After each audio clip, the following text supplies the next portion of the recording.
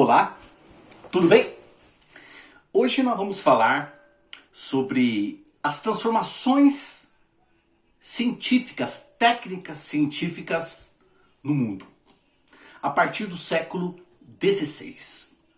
É importante destacar que a partir do século XVI, o mundo começa a se transformar cientificamente. É descoberta não, já havia sido descoberto, que não é a Terra o centro do universo. Até então, como Ptolomeu, acreditava na teoria do chamado geocentrismo, em que a Terra seria o centro. E todas as estrelas, o Sol, tudo girava em torno do nosso planeta. Com Copérnico, foi derrubado essa teoria. Copérnico, então, criou a teoria do heliocentrismo. Aí chegando o que a gente entende por hoje. Que não é a Terra o centro, mas o Sol é o centro do nosso sistema solar. Tudo gira em torno do Sol, inclusive a Terra. Então a Terra deixou de ser o centro. Tá? A partir do século XVI, vamos ver um período conhecido como antropocentrismo, que até então viu o período teocentrismo. Teo, Deus, centro.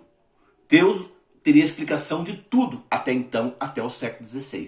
Por isso é chamado período do teocentrismo. A ciência, tudo era engajada nas crenças religiosas. A partir do século XVI, vamos perceber então que o antropo, homem, seres humanos, o homem poderia descobrir. O homem teria capacidade de aprender. Então o homem começa a ser o centro da atenção.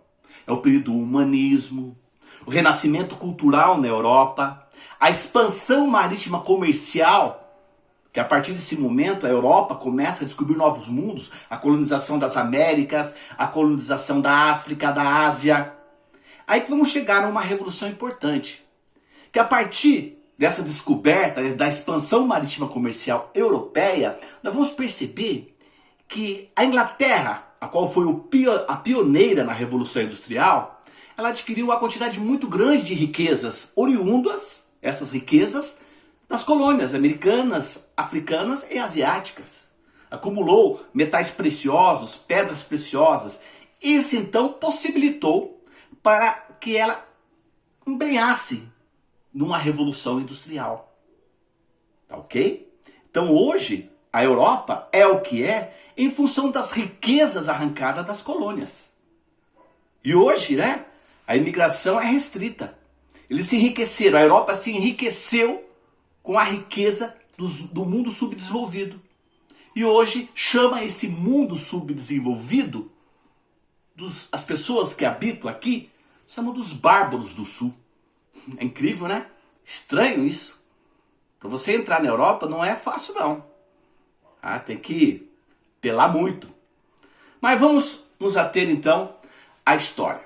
A história e a geografia. Geohistória podemos se chamar. Ok? Bom, a partir do século XVI, com a expansão marítima comercial, como eu já havia dito, a Europa, especificamente a Inglaterra, começa a acumular riquezas e vai empenhar uma revolução industrial. Tá? O primeiro processo da revolução industrial, vamos dividir. Tem o período da manufatura.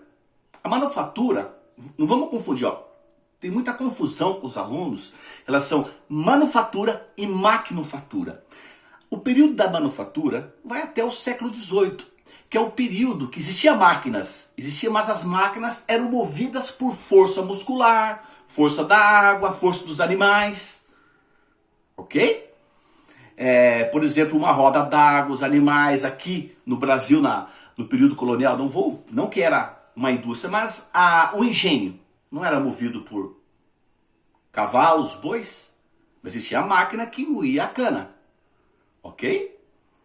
Então, esse é o período da manufatura, que a força era muscular para movimentar as máquinas. Então, não confunda. Maquinofatura, quando inventou as máquinas, já existiam máquinas, mas as máquinas, a força que fazia girar para a moagem, era a força muscular, a força dos seres humanos, dos animais, da água, assim por diante. A partir do século XVIII, nós vamos perceber uma mudança, uma revolução nisso. Com a invenção da máquina a vapor, por James Watt, lá na Inglaterra, começa um processo de substituição dessa força muscular. Primeiro, a máquina a vapor. A força muscular é substituída pelo vapor, pela força que ferve a água das caldeiras e fazem girar a máquina.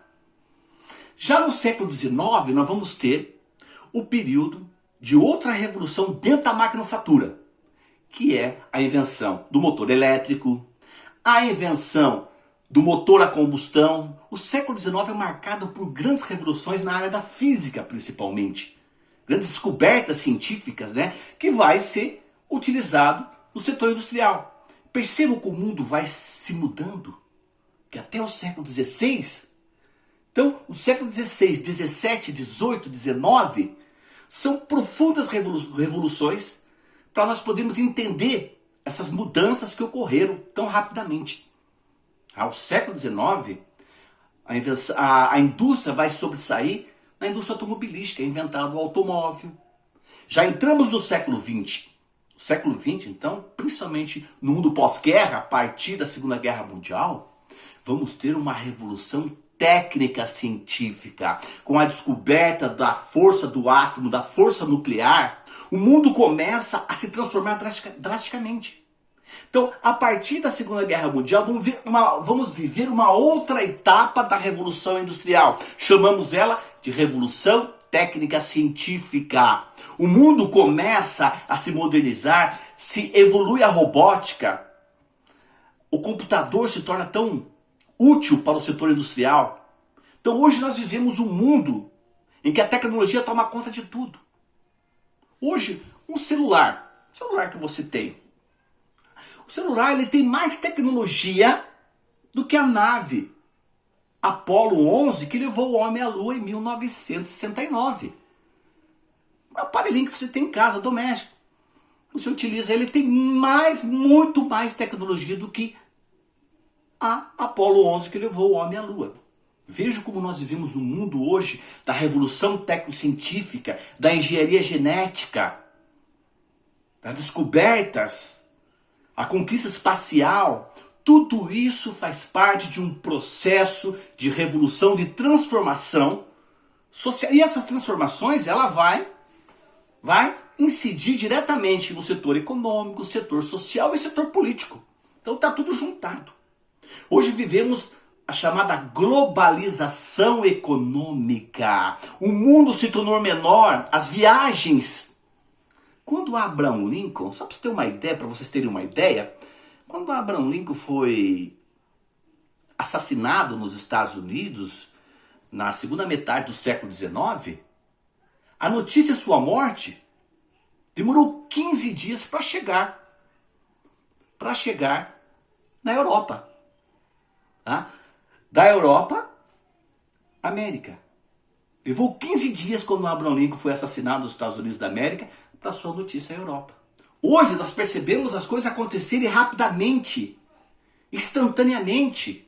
Lá do outro lado, lá em Frankfurt, em Tóquio, no Japão, Frankfurt, na Alemanha,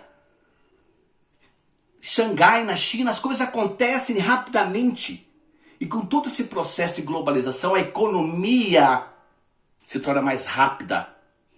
O efeito dominó, se quebra a bolsa lá em Hong Kong, automaticamente, em questões de horas, Nova York sente, São Paulo, Rio de Janeiro, Bruxelas na Bélgica, Paris na França, Londres na Inglaterra, todas essas cidades estão interconectadas devido ao processo dessa revolução, chamada Revolução Técnica Científica. Três setores científicos, eles desenvolveram muito rápido. É o setor do transporte, o setor da informática e o setor da comunicação. Hoje o mundo, essa globalização está muito mais interligada. Hoje essa globalização econômica, essa revolução técnica e científica, nos injeta um monte de parafernália tecnológica. Nos injeta na cabeça que precisamos de celular, precisamos de computadores, precisamos. Mas vivemos muito tempo sem eles.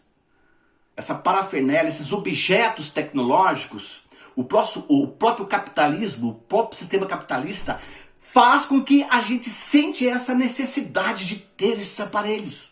estar conectado, estar ligado, online. Isso é uma ideologia. Milton Santos, o grande geógrafo, o papa da geografia, podemos assim dizer, ele chamava isso de globalitarismo. Globalitarismo? O que é isso? Isso é uma ideologia. Alguém criou, meia dúzia criaram e o mundo todo aceitou como se aquilo fosse verdade. Será que é verdade mesmo que a gente necessita de tudo isso? A gente não vive sem o celular, não vive sem computadores, não vive sem televisão? O mundo, a humanidade viveu muito bem com isso. Mas o sistema capitalista, ele cega as pessoas às vezes.